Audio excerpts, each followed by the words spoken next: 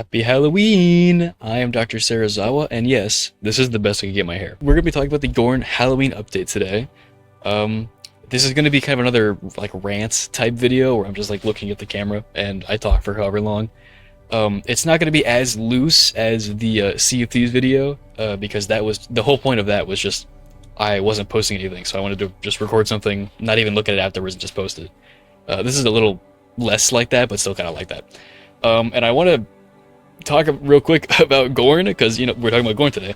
I have not talked about Gorn in over half a year, so sorry, but the reason for that is, so I want you to imagine for a moment, just imagine, close your eyes, imagine that I am Toby Fox, right? Stay with me. I'm Toby Fox, and I've had the vision of Deltarune, where it's like, I know that's what I want to make, that's what I was put on this earth to create, and I know what to do, I know how to get there, I just gotta get there. But in this context where I'm making Gorn, I don't feel like I don't have the animation skills, the modeling skills, the editing skills to make a product to the level of quality that I want.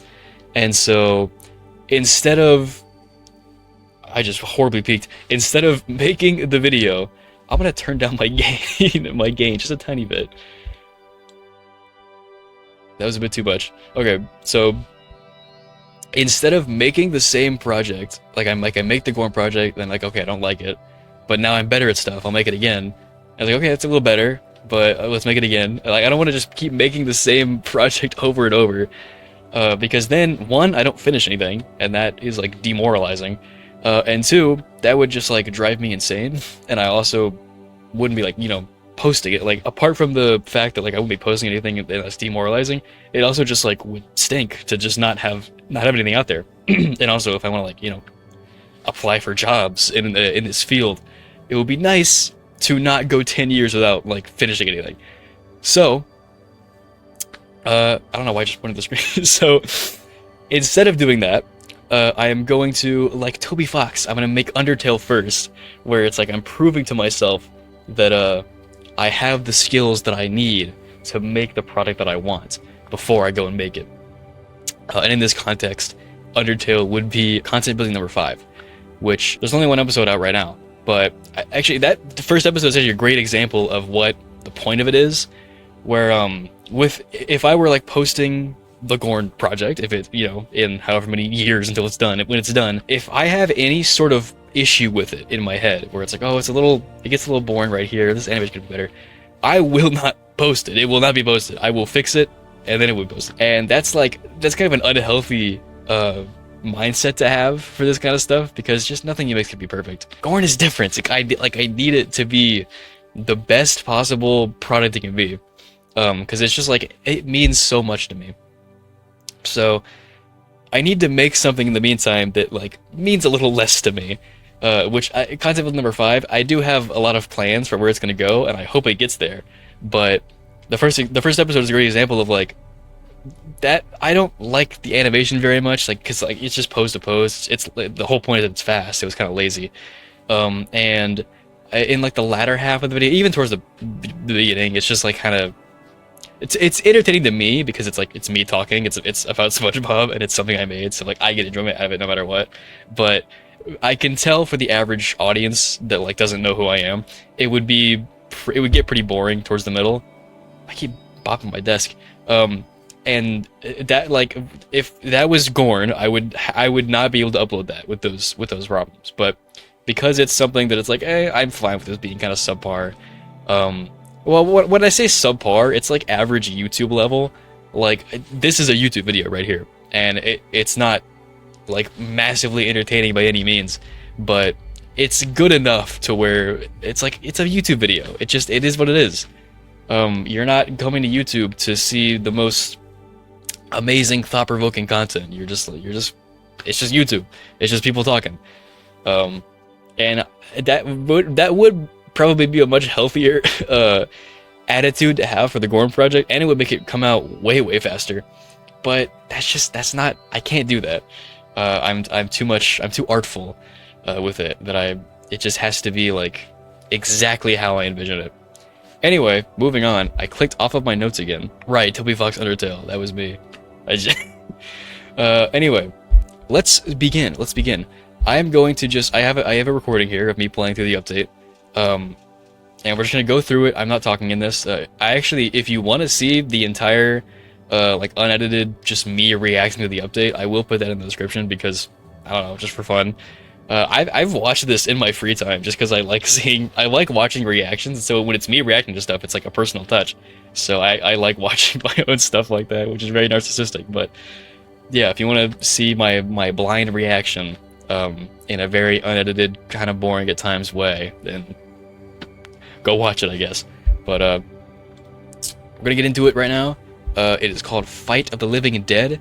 When I went into this, I knew a few things about it. I knew that there was going to be either a new... I thought it was a reworked boss. Like, I thought it was going to be you fight the Skull Immortal, but, like, he...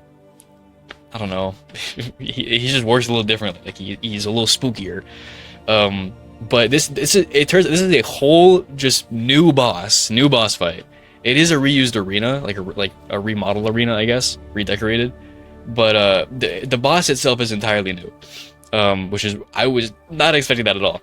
And then I knew there was I knew there were like a few new weapons, one being a resurrection staff, one being a scythe, and I knew there were three. I don't know what the third one was. And that was about it. That was all I knew. Oh, I knew there were skeletons, but I thought the skeletons were going to be like kind of just in the Gorn 1 when they had skeletons. I think this is how it worked, where it was just, you know, a Gorny, but they look like a skeleton. But a lot of that is not the case, so... Let's jump right into it, gamers. Let's just get right into it. So, this is me walking around. Whenever you start, you go towards the center here, and Obekivu Olimro starts talking to you. And first of all, Obekivu Olimro, I didn't even know that was his name. I always just called him like the Stone God, because the game calls him and the player character.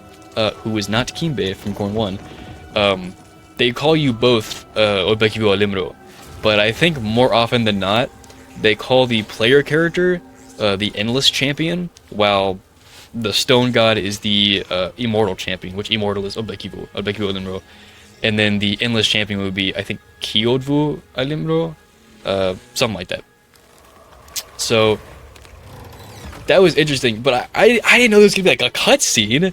This is like more advanced than the base game, which is very, very interesting.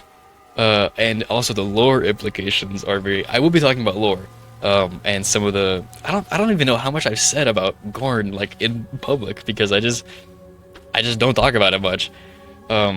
So you might be getting a lot of insight through just my passing comments throughout this. But, yeah, that whole intro sequence was just, like, wild. I was just in shock. And then there were the three weapons there. The third one being the crossbow, which is pretty fun. And then the word there, Rokimbe, I think that might just mean Halloween. I think towards the end of this, I theorized that it meant alpha, because Rokim is like a word for versus, or like compare yourself. And then Be refers to yourself. So like Rokimbe, that may be like, oh, I'm better. I'm alpha. And the boss here like calls himself an alpha, and you a beta. I think it like beta Rokibe or something. He was really funny. But yeah, this is the underdog. I mentioned it here a few times, but I'm like, I was not expecting a new Gorn character in the Gorn lore tonight. But yeah, this is the underdog. He has a symbol on his head. I think it means like Odvutabe, which or Otabube maybe, which I forgot what both of those words mean. I don't even know if Odvutabe is a word. Anyway, and then those symbols on his chin, they could be like Al and Im, but they're probably just designs. Anyway, the crowd is skeletons, and there are these furnaces around the arena, which is really interesting, especially for a mechanic that we're gonna get into soon. I also love the underdog's voice, and I love his humor. This game's humor is really funny. I say as he says, "I'll push on you too," which is what it is. Anyway, the scythe here is the first weapon. I adore scythes in games. I think I mentioned here in Iron Lights, that's the name of it. I used the scythe just because it was cool. So very nice to have that in Gorn. The first level here is just 2 Gornies that you kill pretty easily. And then, yeah, oh, you killed Amarukibe. And then they rise again. He says it very well. And you're fighting skeletons. And I was not expecting this to be as in-depth as it is, because as you can see, I'm fighting like skeletons that don't have heads. So they basically made dismemberment a mechanic. Well, I mean, it already was. But, like, you can dismember someone and they're still alive. Like their head. Anyway, I didn't word that well. But, yeah, when you're fighting skeletons, it is a different experience. And you can't, like, stab them, because they're not flesh, they're bone. So it is a different experience fighting them, which I did not expect at all. I thought it was going to be a reskin. I haven't seen what these look like on low violence mode. I assume they're just still skeletons. But I was very, very impressed with this so far. And it just gets better. So moving on, you get to the middle section. Also, there's a bonus challenge here, which I didn't think you would expect. I don't know, every part of this was just so unexpected. Oh, one other thing that I knew about that I forgot to say was the Iron Cestus that came back from Gorn 1, and I didn't think about it when I was playing, but I looked at some Sugarcorn set. Shout out Sugarcorn. We talk about Gorn stuff. So he said in the server, like, oh, that means there are like some remnants of the Gorn 1 society, which is very true. I did not even think twice about that. I was just like, oh, they just used the asset from Gorn 1. I didn't usually I overthink everything, but that I just completely glazed over. But yeah, that is interesting that we have a direct because nothing from Gorn 1 has directly entered Gorn 2 like that. Except for like in the afterlife. God, this my hair is not liking this outfit. But it's just like in the afterlife they have Gorn 1 style stuff. I don't even think it's like the same assets, but it looks like kind of a Gorn 1 arena. But apart from that, like that's it. Nothing else in the afterlife, and especially nothing in the actual worlds, has been like directly taken from Gorn 1. Except for these. And I don't know why. I think it might have something to do with the Underdog's masters. They probably have access to stuff like this. We'll talk about that later. We'll talk about who they are later. But yeah, it was just it's just so like I don't even know if they're trying anymore with like lore stuff. I don't even know if they were trying, because I was told, here's a little lore drop. I was told before Gorn 2 came out, like right before, that it's not as much a sequel as it is a like reboot, where I don't believe the intent was that Gorn 2 follows Gorn 1. I don't think that was what they intended. I do think they kind of like they try to sort of suggest that might be what happening with the intro being like you are being resurrected to fight again. You're needed again, and then you have the same gloves as Gorn 1. So, well, roughly. And so the implication there, and what I assumed when I first played it, was, yeah, we're just Kimbe from Gorn 1, but resurrected because we were needed again. I always assumed when he had beat everyone in Gorn 1, he like the Doomslayer, he just like falls over, just keels over and dies on the spot because his job is done. But I have been in cahoots. I have been having conversations with Bekirud himself, which love you, Odoroki Bekirud. He has told me things about the game that like I have needed to, this is one of the reasons I threw out most of my scripts, was just because like the stuff he was saying just completely changed everything. One of the things being the character you play as in Gorn 2 is not the same as Gorn 1. By the way, in Gorn 1 your name is Kimbe, which means moron. That's just what people call you. So Yeah, he told me straight up, like no interpretation required. Just Kimbe is not the guy in Gorn 2. Whom I guess we either call him Kiruim Odkibe, which just means smelly coward. But we also call him Kyodvu Alimro, which is endless champion. I think that's Kyodvu. I can't remember. But either way, he's just not the same person, and I don't even know if he like has any intentions because we don't really talk about him in this game. All we know about him is that he is really strong and he wears pants. we know he wears pants canonically, and that's about it. So the fact that like we're given these by this, I don't know why he's giving them to us. I understood why Alimta in Gorn 1 gave them to us because he's like trying to challenge us. He's putting on a show, but I'm pretty sure the underdog's only motivation is just to kill not even us. He's trying to kill Obekivu Alimro, and we're his lapdog, quote unquote. So I don't know why he does this. Maybe he's just trying to have fun. Maybe he's like, oh, I'm on the job, but let me just see what happens here. I mean, he is definitely, when he's saying like "Rise, Rokibe," he is definitely leaning into it a little bit. He's not being entirely serious, but everything's just so confused. Oh, back what I was saying. Everything that Becky says to like bridge the gap between Gorn 1 and Gorn 2, half of me feels like it could be intended because I know that Ruan, who I think was the game director on Gorn 1. I know he worked on Gorn 2, at least, in some extent, in some way. And I know that in a devlog he had said at one point that the theme in Gorn was forgotten history.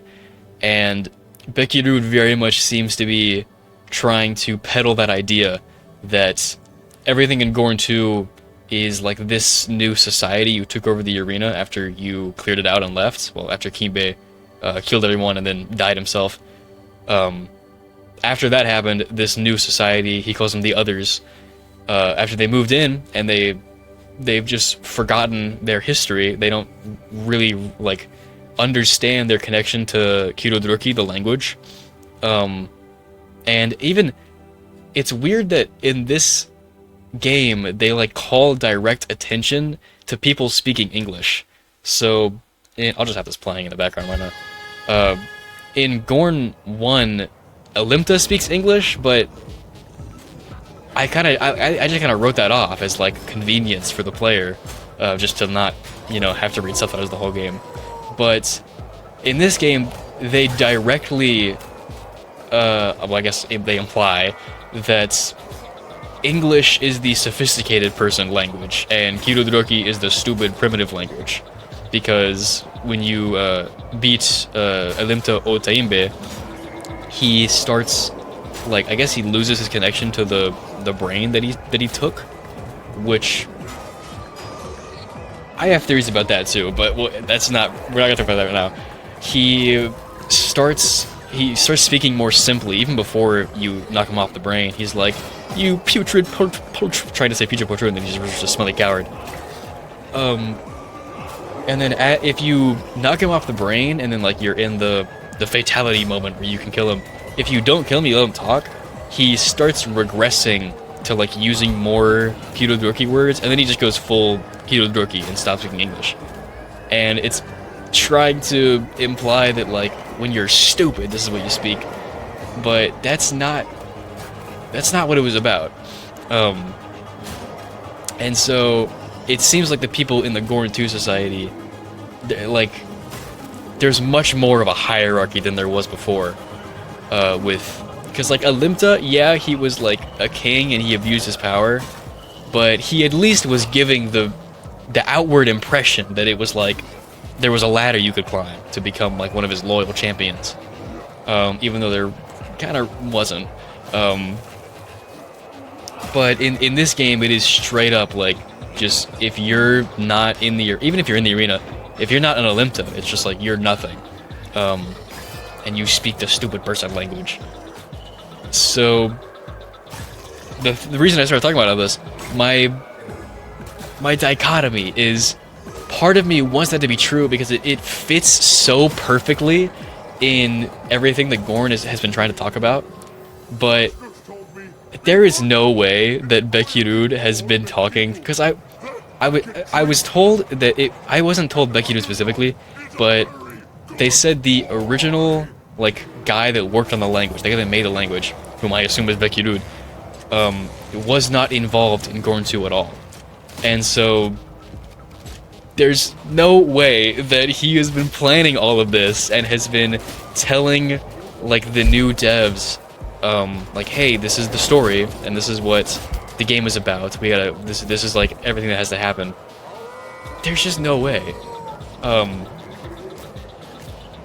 And so I feel like everything I'm talking about and everything that I will be talking about in a lot of the lore sections of the Gorn video, I will have to say like, hey, this is probably not canon, but it's kind of canon because the guy that made the Gorn language said it, but he wasn't involved in the writing for Gorn 2, so I guess it's kind of canon to Gorn 1, but not Gorn 2. Yeah, it's complicated, but I love it. Everything that happens in the Gorn lore, I will be here and I will explain it. And honestly, even without Bekirud, I definitely could have bridged the games in some form. That's what I was planning to do anyway. But he's just helped so much with the context of like what happened to you, Bekirud, what happened to Oldabe and Kibe. What are the intentions of these new people? He's provided so much background details that I just could not have gotten from either of the games by playing them or even looking into them, which is very interesting. It's funny when you flip them off, their jaws drop to the ground, which is a nice detail. So I haven't even talked about the update for a while. So let's keep going. He has, I don't know if he did it yet. He has right here it is. So he shoots this beam that you will see. It kind of sucks up the bones of Rokibe, sucks them up, and he has a little like bone counter in the thing up there. So what you're intended to do here is either like annihilate their body so they don't exist anymore, or more ideally burn their body so their bones cannot be collected, and all of the bones that Underdog collects will be skeletons that you have to fight in the next round. So if you do terribly here and he collects like 10 bones, you're going to be fighting 10 skeletons. And skeletons are a lot harder to kill, and they also do not resuscitate you if you get hit and kill them as a normal Gorny would. It's also, let's talk about that for a second, where they're coming back to life. So, even in Gorn 1, we had theories of reincarnation because of one line, well, multiple things. There was a line from Oldabe where he was talking about sort of the circle of life and how when a fighter dies, their body sort of gets absorbed into the soil, and then that grows to a plant. An animal eats a plant, an animal eats that animal, and master tames that animal, and then the animal rises up against its master and makes, he says, fighter fights fighter again. It's complicated, but it is clear he is implying some sort of reincarnation circle of life. And as well, you directly see it in Gorn 1. You could say, oh, that's not canon, it was like a boss rush mode, but in Gorn 1, in the boss fight for Alimta, right before you fight Alimta, you fight every single champion you have killed thus far. And, I assume most people just thought like, oh, it's cool, it's like a little gauntlet. But, lore-wise, what's the obvious conclusion to draw from that? They came back to life, reincarnation. And so, we were pretty sure before, but then Gorn 2 comes out and you start the game in the afterlife, and there is a pool where Gornies are crawling out of it to go back into the living world. So it's like, okay, this is very, very blatantly reincarnation, so that's confirmed. And here, we're kind of, I don't even know how to interpret this. I guess just it shows that maybe their souls are. I guess souls are separate than being here, where your being can be absorbed into the ground and then it comes back up as a rokibe. Maybe that might be how it used to work, but now that Alimta Odbekibu, or sorry, Alimra Odbekibu, is in charge of the afterlife, because presumably he wasn't before. Maybe he's made it work a little differently, where now you you are like directly reincarnated, like your body. Whereas if maybe you aren't reincarnated in time by something, you absorb into the soil. Maybe that's like the backup plan. I don't know. There was also that one I sent like a whole essay about this in the server, where there were 3 symbols that were added in the armory, and I believe it said others not remember or others not soil, which are very similar words if you believe it. And either way you interpret that, it's like others not remember. Well, this society is called the Others. They don't remember? Are we saying they don't remember anything that happened in Gorn 1? That's likely. Or others not soil. The only way I can interpret that is either they don't reincarnate or they do not reincarnate the same way by going through the soil. Both of which are interesting. Because we don't even know if like this kind of society, this kind of afterlife existed in Gorn 1. I would bet no. Just because everything in here looks like Gorn 1, I have to assume that it was built off of the corpse of Gorn 1. So, you know, Kinbei tears down the lands, and for whatever reason, somehow, part of it turns into an afterlife. And gods are born. I don't even know I haven't even thought of this much about like the backstory of all the Olimtas, because they're an heir to the throne of this guy, of Alimro Odbekibu. And presumably he was Alimro Odbekibu. Like he was a god of sorts, and he is clearly a Gorny. He is a Gorny shaped god. But all of the others are the bastard 5's what they're called. Thank God these 5 aren't furious or fiendish. We'd have a lawsuit on our hands. But the other Olimtas are like small, and they are presumably the same like species. Like Olimta, he's kind of the opposite extent, where he looks like he could be a Gorny, but he's just like really, you know, fat and big. And he has a very large head. But he still looks like he's kind of the same type of creature. But something like the spectators, they look like they're just entirely something different. They don't look like Gornies. They seem like a different species, and they don't speak English or Kyudruki. They just say "wah!" They just yell. So based off this, I assume they were all Gornies, including all the Olimtas, the Bastard 5. But he's the only one that was like a true Gorny, a true fighter. So he was immortal and a god, and he had heirs. I don't know how like children work in this universe, because I don't even think sex exists. I don't think that happens. I don't think women exist in this game. I think it's just Rokibe. So I guess they just like, I don't know, like how a mushroom reproduces. I think that's how it works. Where they like buds, where just seeds come off of them and then grow in the ground. So anyway, it happened. He has heirs, and the Alimbro Otaimbe plans. You're not supposed to say that I have an eye. That's secret. Alimta Otaimbe, he allegedly, I don't know if I believe him, he is the one that starts the uprising. He has the idea to rebel against Father, Alimro Obekivu. And the reason I don't believe that is because whenever we separate him from his brain, or from the brain that he controls in his boss fight, he starts like regressing to the Kiruruki language. And if that's like, I have to assume that's just how he is without a brain to like take enhanced uh mental capabilities of. And so there's no way he would have had the idea to rebel against his father when he was like that. Um, and I don't know if the other Olymptas were also like that before rebelling, and I don't know if. I mean, honestly, I could believe it that the others are like not stupid, but like not smart, um, and they are just kind of going with the flow.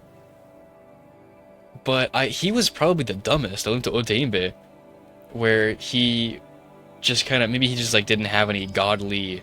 I mean, it seems like none of them have any godly abilities, but he was probably the least off, the least well off, and so whenever, uh, I guess if they were to like mangle his body, the basic Rokibe thing to do would be to take like, oh, let's take his flesh, let's take his meat, let's take his heart, let's take his bones. And so Otaimbe probably got the last pick. He probably drew the shortest straw. I was like, oh, I guess I get the brain. But then without his knowledge, it gave him more knowledge. It made him smart. And then he's like, oh yeah, I was always the smartest. I'm the one that thought of this idea. I don't have any evidence for that. I just think that's just how I interpret him regressing afterwards. That's what I think happened. But I don't know. So I mean, I'm gonna talk about more stuff in a second here, but with that, just I guess backstory lore drop out of the way. This is the ending cutscene. The great enemy Pet has been gone. He's gone. The great enemy also whispers in the five bastards' ears. Also something I forgot to mention. Underdog said that he is watched by his masters, and them watching him is what gives him power. And so when you destroy the eyes so they can't watch him anymore, he loses his power. Which is weird, but anyway. They will be back, always watching. Don't stop flexing muscles. So yeah, he like, literally his strength is what he is holding up the afterlife. Which I did not realize before. And Eternity Falling is their win condition. That's what they want to happen. Which is strange. So, my initial thoughts here, because Becky Rude in the past, like on Twitter, he has talked about his masters being free lives, the developers of Gorn 1. And so I would imagine they might be doing a similar thing where it's like the masters want the afterlife to end. That could either be Cortopia or more likely Devolver. Cortopia are the developers, Devolver are the publishers of Gorn 2. The reason I say that is because it would make sense for the publishers to want to like kill the afterlife, so the game stops living, or the game stops being supported. The game stops getting post-launch content because that's too expensive. That's my like meta commentary take on it. But like in universe, I have literally no idea. I have no idea who these masters should be. I don't know why them watching someone would give them power. I don't know why they were whispering in the other Olympta's ears. I don't know what they could have been whispering. They clearly have access to Gorn 1 stuff, so maybe it's like the spirit of old Olympta, or of Becky Rude. That's what I hope so. Because they have announced that there will be at least one more update to this game that has new music, and the reason I know that is because the only thing they've said is like, we're not releasing the music for the Halloween update because we're going to release it with more music from a different update coming later. And so that's exciting. There's going to be a new update, and it's going to have original music. So, and I think the thing that even normal Gorn players that don't have any interest in the lore, even they're like, oh yeah, bring back some of the old levels, the old champions, old weapons. So I think that would be a smart move, not only from a lore perspective, but from a general audience perspective of like, look, Gorn 1 stuff is back. And please bring back Becky Rude. We need him back so bad. Anyway. I mean, my thoughts on it, you'll get a better idea of how I feel about it if you watch the VOD, but I'm just so profoundly impressed with everything that's happened with this mod, with this game, with these updates, is what I meant to say. All of the weapons are fun. One of them is a resurrection staff that you know, is a new mechanic, and it works pretty well too. And there's a new boss, a whole new boss with new voice lines, new challenge in the level, new enemy type that works differently than normal Rokibe, new cutscenes, new lore implications, new teases for the future. Everything was just so, like, it was a level of quality I was not expecting, and it was a amount of content that I was not expecting. And so they also, in this update, they improved barehanded combat, and it feels so much better. So thank you for that. I am very, very impressed with this dev team, and I would like to know their intentions with the story, but also, like, don't tell me too much, because I like having that malleability of kind of making my own story. But I'm just so impressed. I'm so happy with what this game is becoming, and hopefully will continue to become. I hope we get a lot more. And everything is just so special to me here. I almost dressed up as Becky Rude for this video, but I did not want to spend the money on a muscle suit. So Dr. Sarazawa it is. But I'm at a loss for words. Everything was just so well done, and they put so much care into it, and it's free, by the way. I didn't even mention that it's free, and it will be staying in the game, they've said. So I am curious where this unlocks. I don't know if you have to beat Alento Otaimbe first to get here. I would assume so, since what Elinro Obekivu is saying, it seems to take place after the main game. So I mean, wow, a new character, Underdog, who's very silly. I like him. But yeah, I mean, dang, it's just so good. Is there anything else I forgot? Let's scrub through this here. Let's see. Oh, I noticed these particle effects. I hadn't noticed them before, but like, all of the arenas. I don't know where I noticed it. Oh, wait, these are the symbols right here. The two options for this third symbol that I were choosing between were like dust to remember. And both interpretations are interesting. And then here's kind of the like post-launch wall, bar golden weapons, other than these two. I guess starting with those two golden weapons is post-launch. Oh yeah, he talks to you, by the way. When you pick up and you use the resurrection staff, he talks to you, which is very fun. He reminded me of the everlasting crown from Garden Warfare 2. So here's what it looks like when you resurrect someone. They are a kind of blue skeleton, and they fight for you. It's cool. I am interested with what they did here. I don't know how they did it. It's very cool. You can see here with like he's able to be resurrected, so he has like these particle effects coming off of him. All you have to do is click the stick, and then click the trigger, and then it resurrects them. Rise, Rokibe! I love having like little fellas when I'm playing fighting games. Just having like little guys that I can be like, hey, these are my little minions. It's very fun. But yeah, you can see here, if you do that, they will turn against you. And again, these do not count as a kill if you are dying and you need to get a kill to resuscitate yourself. It will not work, which is a unique challenge, especially in the level, in the DLC, where you're fighting only skeletons, and it's based on how many Rokibe you failed to keep away from him in the previous level. So that was a very good idea for a challenge there. And also, I think I couldn't resurrect him here because I chopped off a bit of his arm. And I think if he has damage to his chest, you can't resurrect him. But anywhere else doesn't matter. If you're missing an arm, missing all of his limbs, missing his head, doesn't matter. You can resurrect him. But as long as he has either a like cut damage, or of course if you like shove him against the wall and his body explodes, that you can't resurrect that. Oh yeah, you can slap people now. I don't know why, but before you couldn't slap people, now you can. It does. I don't know if it does little damage or if it just can't kill. Because I think if you slap someone enough and then you hit them and do like 1 damage, it will kill them. So I'm pretty sure slapping does damage, and it clearly, you know, does visual damage.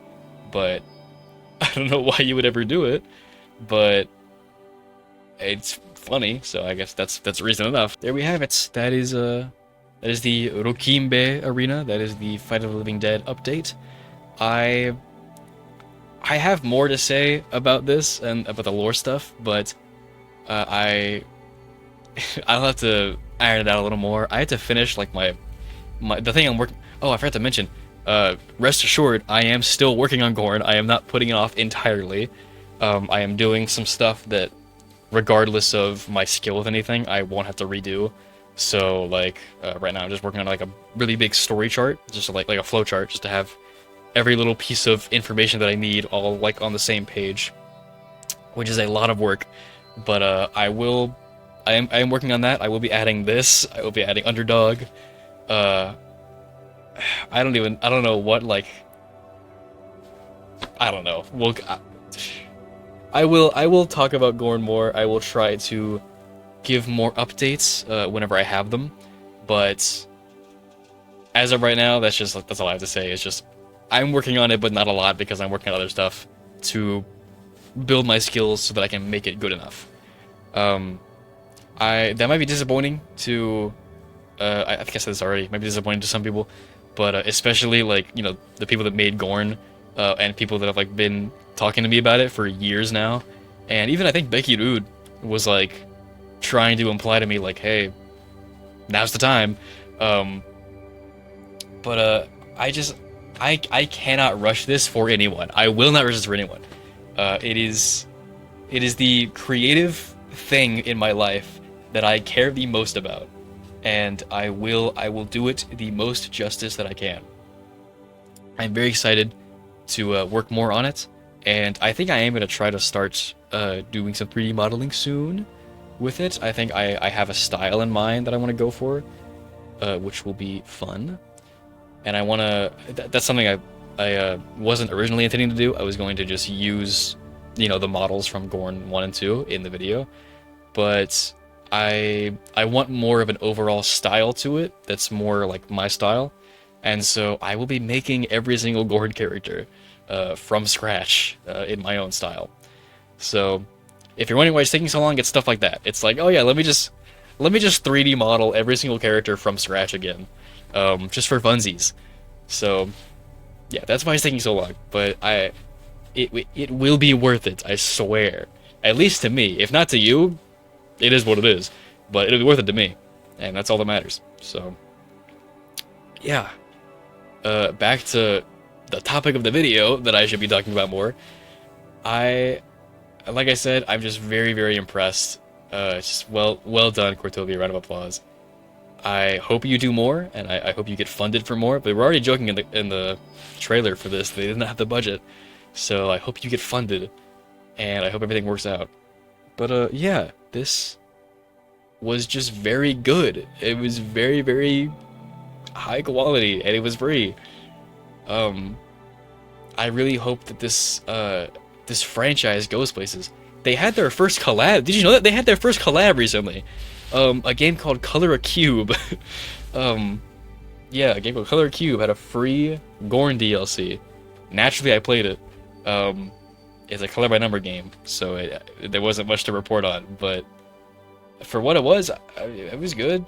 I think the levels there were 4. It was like I think Mace and Shield, a Gorny, I think he was called Crab Rider, so the crab jockey, the Shell Beast, and there was one more.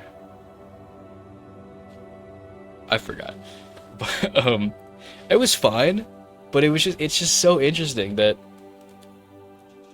Gorn finally like has a crossover with something, and it's a color by number game. They had to know someone. Someone had to know someone in each like dev team for that to happen. Maybe the game is published by Devolver. I don't know. I didn't check.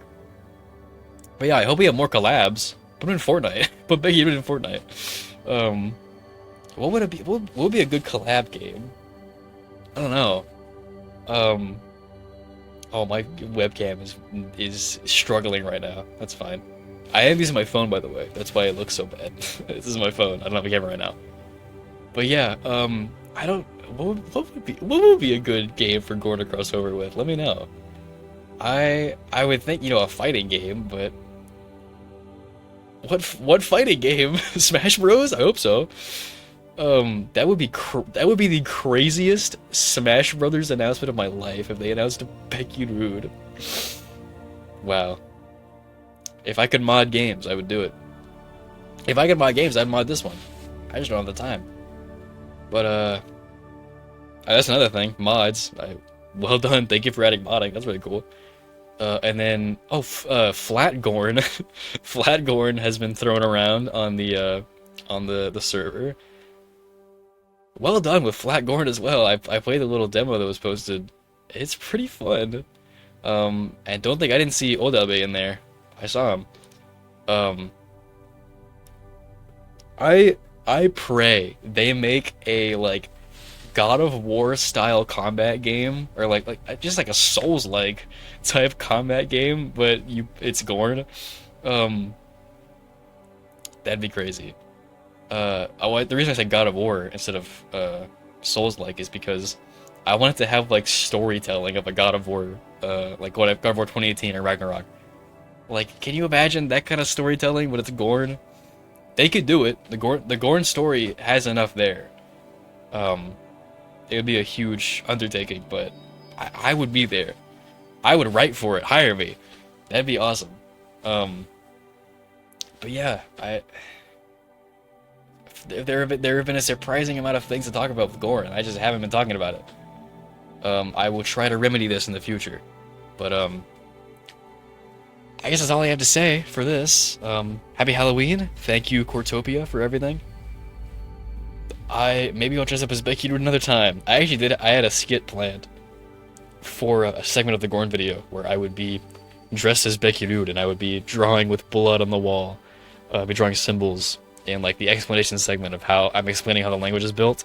I would be like, this is be, this is ki. It's like fake blood on a wall. There's so many ideas that I hope come to fruition, but it's just so hard to make it in a way where it's actually good. So we will see, but thanks for watching. I don't know how long this is. It's been about an hour, so this is about the same thing that happened with the Sea of Thieves video. At least there, I turned a 5-minute video into an hour-long video. This VOD that I have is an hour, so we're lucky when we're here for weeks.